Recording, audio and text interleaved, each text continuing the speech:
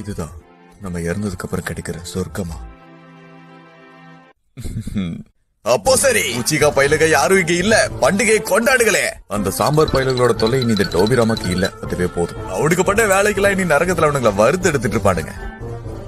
வேதனையா இருந்தாலும் எனக்கு அது ரொம்ப பெருமையா இருக்கு. வில்லேஜோட நிலவரை என்னன்னு பாப்போம். என்ன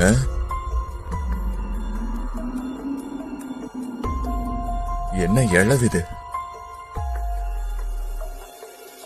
வில்லேஜோட நல்லதுக்காகவோ என்னோட நல்லதுக்காகவோ உன்னோட கிளானியை நீ மொத்தமா வலிச்சு எடுக்க வேண்டியது இருக்கீட்டாச்சு. தெரியும், நீ மூடு. உச்சிகா பயிலுக சாவ போறானுங்களா? டான்ஸோ எவ்வளவு மோசமானவனா?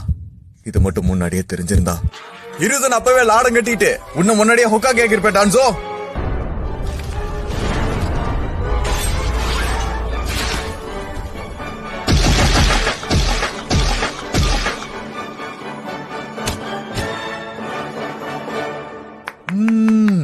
அருமை அருமை அருமை அருமை. ஷோ உண்மையிலே சூப்பரா இருந்தது. அந்த உச்சிகா பயிலுகள்லாம் மொத்தமா அழிஞ்சிட்டானுங்க. அப்ப இதுதான் அந்த சொர்க்கமா என்ன?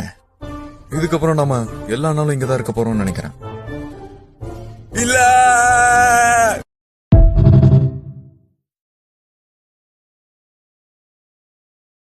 Download ShareChat.